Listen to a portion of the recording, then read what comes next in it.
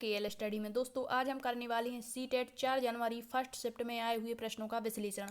तो सबसे पहले देखते हैं ईवीएस में कौन कौन से क्वेश्चन आए हुए हैं। तो सबसे पहले देख लेते हैं, आया हुआ है क्वेश्चन कि हाथियों के झुंड का जो मुखिया होता है वो कौन होता है, नर होता है या मादा। तो हमने कितनी ही बार पढ़ रखा है इसे कि जो हाथियों के झुंड की नेता होती है वो बुजुर्ग हथनी होती है, और जब हथनी होगी तो मादा होगी। ठीक है, इसके अलावा भी हमने हाथी के बारे में क्या पढ़ा था कि जो हाथी है, एक बड़ा हाथी एक दिन में 1000 किलोग्राम अर्थात 1 क्विंटल से ज़्यादा पत्तियां खा लेता है। ठीक है, हाथी को सबसे प्रिय जो फल होता है वो केला होता है। हाथी के बच्चे का वजन कितना होता है, जो 3 महीने का बच्चा होता है उसका वजन होता है 200 किलोग्राम अर्थात 2 क्विंटल होता है। ठीक है, औसत आयु 70 वर्ष होती है। हाथी हमारा विरासत पशु है। ठीक है, सबसे ज़्यादा इसका दिमाग होता है 5.5 किलोग्राम। रंग काला होता है, कीचड़ में खेलना पसंद करता है। इसके अलावा भी और पॉइंट हैं, आप एक बार वीडियो देख सकते हैं जो हमने पशुओं पर वीडियो बनाया हुआ था। नेक्स्ट क्वेश्चन आया हुआ है, दांत के उपचार के लिए किस तेल का प्रयोग किया जाता है। तो जो दांत के उपचार के लिए तेल का प्रयोग किया जाता है वो होता है हमारा लौंग का तेल। ठीक है, कौन सा, लौंग का तेल। अब आपके ऑप्शन में क्या क्या था, जैसे सौंफ हो सकता है, ठीक है, इस तरह से मेथी हो सकता है, तो इसका करेक्ट आंसर जो होगा वो लौंग का तेल होगा। ठीक है, नेक्स्ट क्वेश्चन आया हुआ है, कौन सा पक्षी अपना लटकता हुआ घोंसला बनाता है। कौन सा पक्षी है जो अपना लटकता हुआ घोंसला बनाता है। तो इसके जो ऑप्शन आए हुए हैं वो है बीवेट पक्षी, इंडियन रॉबिन बर्ड, कौआ या पाक्ता। तो इसका जो करेक्ट आंसर होगा वो बीवेट पक्षी हो जाएगा। कौन सा, बीवेट पक्षी, क्योंकि जो इंडियन रॉबिन बर्ड है यह पत्थरों के बीच में अपना मुलायम घोंसला बनाती है और इसी को क्या कहते हैं, कलचीड़ी कहते हैं। कौआ क्या होता है, पेड़ की ऊंची डाल पर अपना घोंसला बनाता है। ठीक है, और जो पागता होता है यह मेहंदी या कटीली झाड़ियों के बीच में अपनी मेहंदी की मेड़ पर घोंसला बनाता है। ठीक है, नेक्स्ट क्वेश्चन आया हुआ है, केरल, केरल में कौन सी भाषा बोली जाती है, मलयालम। ठीक है, तो यहाँ पर पूछा गया है कि माँ की बड़ी बहन को क्या कहते हैं। तो केरल में माँ की बड़ी बहन अर्थात मौसी को क्या कहेंगे। तो इसका जो करेक्ट आंसर होगा अम्माई, या फिर आपके ऑप्शन में क्या था, बली अम्मा भी इसको कहते हैं। ठीक है, यदि कह दे कि माँ की माँ को, मतलब माँ की माँ को मलयालम भाषा में क्या कहते हैं, तो उसको कहते हैं अम्मू माँ। क्या कहते हैं, अम्मू माँ। ठीक है, अब एक आपको याद रखना है, पूछा जा सकता है कि जो हमारा लद्दाख है, लद्दाख में कौन सी भाषा बोली जाती है, तेप्तन। कौन सी, तेप्तन। ठीक है, और इसी को क्या कहते हैं, वहाँ पर भोती भी कहते हैं। क्या कहते हैं, भोती। तो तेप्तन भाषा कहाँ पर बोली जाती है, लद्दाख में। और तेप्तन भाषा में जो माँ है, माँ को क्या कहते हैं, अमाले। क्या कहते हैं, अमाले। माँ को कहते हैं अमाले और पिता को कहते हैं आवाले। क्या कहते हैं, आवाले। इसे भी याद रखना। ठीक है, नेक्स्ट क्वेश्चन आया हुआ है, मिट्टी के बर्तन को किस तरह से बनाया जाता है। तो ये तो सभी का करेक्ट आंसर रहा होगा, क्योंकि इसको आग में पकाकर, मतलब मिट्टी के बर्तनों को पकाते हैं, इसके बाद ही वो मिट्टी के बर्तन तैयार होते हैं। नेक्स्ट क्वेश्चन आया हुआ है, निम्न में से कौन सी जड़ की श्रेणी में नहीं आता। तो हमें बताना है कि कौन सी जड़ नहीं है। इसकी हमने ट्रिक पढ़ी थी, कौन सी, एक तो तने वाली क्या पढ़ी थी, साग, सॉरी जड़ वाली साग चूमोजी। क्या पढ़ी थी, साग चूमोजी। तो सलजम होता है। ठीक है, मूली, ठीक है, चुकंदर, और यहाँ पर हो जाएगा गाजर, साग, गा होगा गाजर। ठीक है, तो ये सब क्या है हमारी, तो ये हैं सब जड़ें। ठीक है, हमें बताना है कि कौन सी जड़ नहीं है। तो जो आलू है, आलू क्या होता है हमारा, तना होता है। टेपियो का ये नारियल वाला नहीं, बल्कि जो कसावा पेड़, मतलब जो जड़ें होती हैं कसावा पेड़ की, तो उससे जो टेपियो का बनाया जाता है उसकी बात यहाँ पर की गई है। ठीक है, तो इसका करेक्ट आंसर तो आलू होगा। नेक्स्ट क्वेश्चन है, पर्यावरण अध्ययन की 6 थीमों में से किस थीम को सब थीम में बांटा गया है।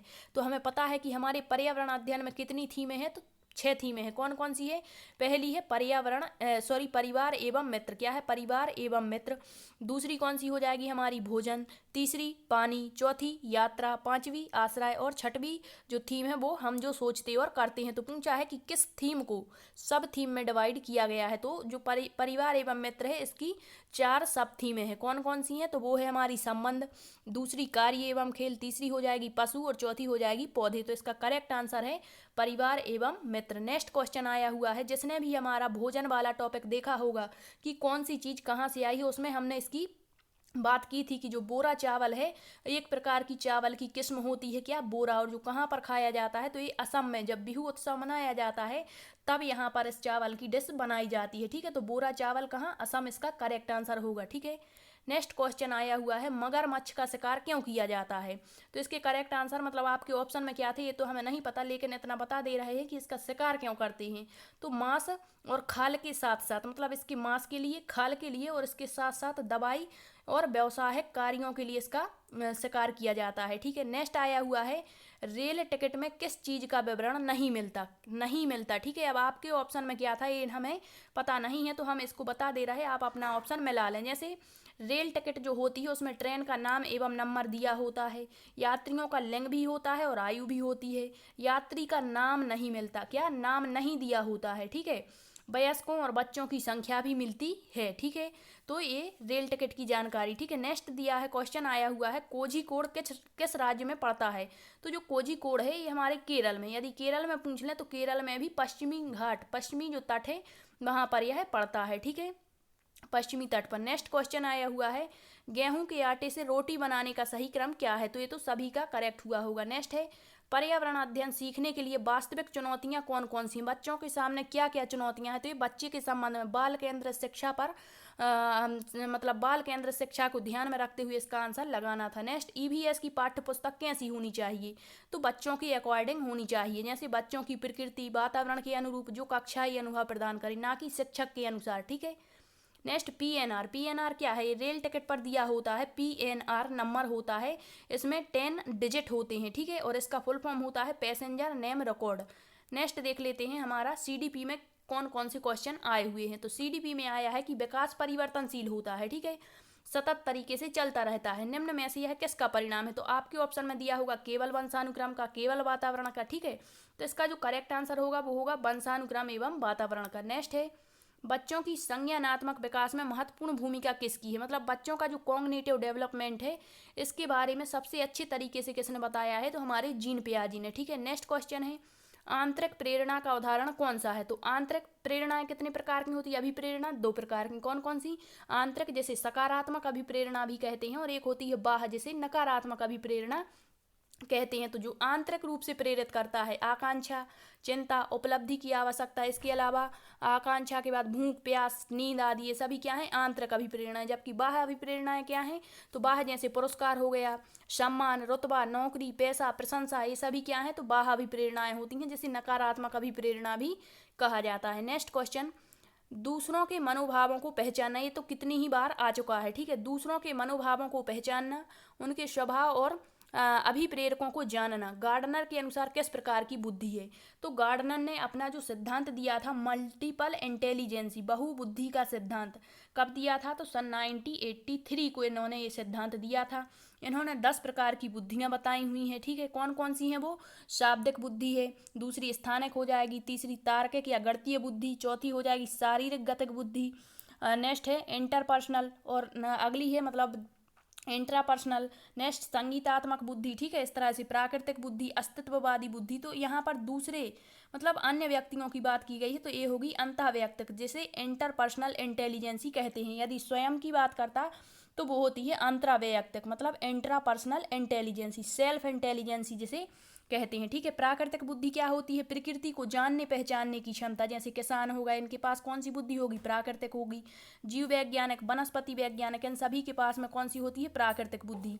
एक होती है अस्तित्ववादी बुद्धि, मतलब संसार में छिपे हुए रहस्यों को जान लेना, जैसे ज्योतिषी, चिंतक, दार्शनिक, इनके पास कौन सी बुद्धि होगी, अस्तित्ववादी। तार्किक बुद्धि क्या होती है, तर्क वितर्क की क्षमता अधिक हो जिनमें, जैसे गणितज्ञ, वैज्ञानिक हो गए, इंजीनियर। ठीक है, इस तरह से। नेक्स्ट क्वेश्चन आया हुआ है 2 से 6 साल का बच्चा किस अवस्था में होगा। तो ये पहले भी पूछा जा चुका है, तो इसका जो करेक्ट आंसर होगा पूर्व बाल्यावस्था, प्री चाइल्डहुड। ठीक है, इसका करेक्ट आंसर। नेक्स्ट एनईपी 2020 क्या सिफारिश करता है। तो इसमें जिसने भी एनईपी के बारे में पढ़ा हुआ है उसका करेक्ट हुआ होगा कि किस तरह, मतलब ऑप्शन क्या थे उसके अकॉर्डिंग हम बता सकते हैं। ठीक है, नेक्स्ट प्राथमिक स्तर पर बच्चे कौन सी भाषा समझते हैं। यदि ऑप्शन में सांकेतिक भाषा है तो ये करेक्ट होगा, और यदि सांकेतिक भाषा नहीं है, यहाँ पर मातृभाषा है, तो ये भी हमारा करेक्ट होगा। ठीक है, नेक्स्ट आया है समावेशी शिक्षा क्या कहलाती है। तो जो विशिष्ट बालक और सामान्य बालक होते हैं उनको एक साथ एक ही विद्यालय में, ठीक है, शिक्षा देना समावेशी शिक्षा से आया। बाल केंद्र शिक्षा, इससे भी क्वेश्चन, इसके समर्थक कौन है, जॉन डीवी साहब हैं। एनईपी 2020 ने किस भाषा पर जोर दिया है। तो इसने प्राथमिक स्तर पर जो है मातृभाषा, मदर टंग, जिसे स्थानीय भाषा भी कहते हैं, उस पर जोर दिया है। नेक्स्ट आया हुआ है कोहल वर्ग की स्टेज से क्वेश्चन पूछा गया है। नेक्स्ट वृद्धि एवं विकास डेवलपमेंट से भी क्वेश्चन, जैसे विकास के सिद्धांत जैसे कह दिया, एकीकरण का सिद्धांत है, दिशा का सिद्धांत, ठीक है, इससे भी क्वेश्चन पूछे जा रहे हैं। इसके अलावा पेडागोजी आई होगी। और हिंदी में क्या आया है, तो हिंदी में उपसर्ग प्रत्यय से क्वेश्चन आया है, संधि से आया है, ठीक है। और इस बार वो क्या बोलते हैं, विलोम शब्द वगैरह, इससे भी क्वेश्चन पूछे गए हैं, ठीक है। तो आई होप आपको सेशन पसंद आया होगा। ठीक, थैंक यू।